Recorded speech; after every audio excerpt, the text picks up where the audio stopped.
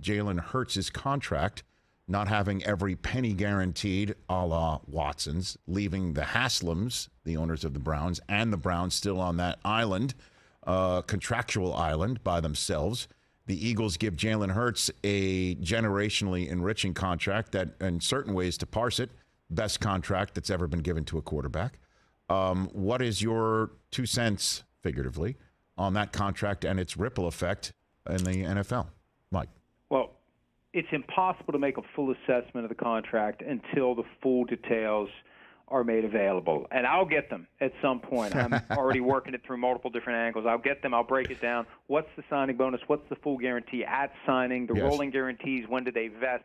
It gives you an idea of how much money he's actually going to make and when the window would open for the Eagles to say, okay, this is a mistake. We need to move on. For example, if the Broncos would have loved to have moved on from Russell Wilson, can't do it after 1 year given the structure of the deal. So there's a certain amount beyond what he's earned in the first year of the contract that he's going to continue to make. So with Hurts, what are those guarantees? Now, Adam Schefter had cap numbers last night, and somebody I know who's very versed in negotiating and evaluating contracts reverse engineered the cap numbers and said it looks like $64 million over the first 2 years, $105 million over the first 3 years.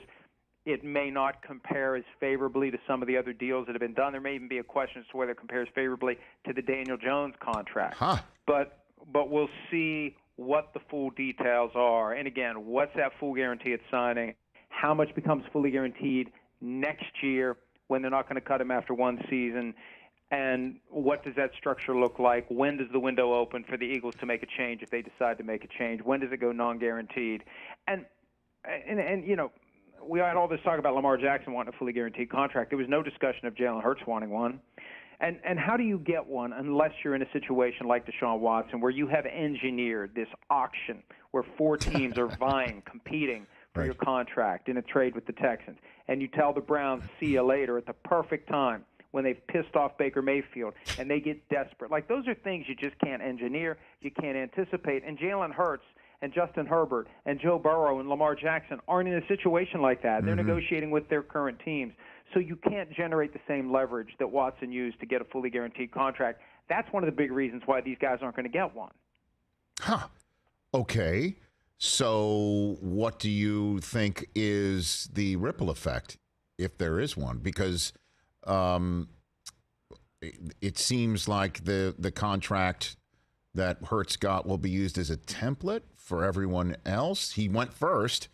So what do you think about that and how it does relate to Lamar Jackson, which is the biggest question mark, I would say? Well, with every one of these contracts, if it's good for the player, the next player wants to use it as a template. If it's good for the team, the next team wants to use it as a template. And it all comes down to how the negotiations go between player and team. I could see it dragging down Justin Herbert more than it drags down Joe Burrow, because I could see Joe Burrow saying, I don't care what Jalen Hurts got. I want what I want. And Bengals, if you want to keep me over the long haul, you better give me what I want or you're going to have a problem. I mean, they have made it so clear they're going to do whatever they have to take to keep this guy around as long as possible. They're basically giving him a blank check. Now, will he want a fully guaranteed deal?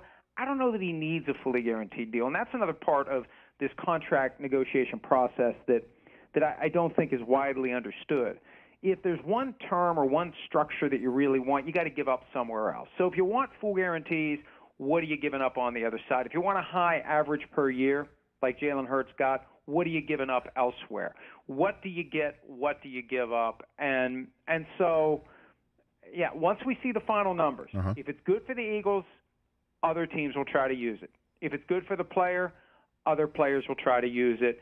And the bottom line is the cap keeps going up, the market keeps going up, the contracts keep going up, and each one of these contracts gets negotiated individually based upon how far the player wants to push it and what his options are if he decides to say to the team, I'm just not accepting what you put on the table. Catch the Rich Eisen Show every single day on the Roku channel, 12 to 3 Eastern, for free.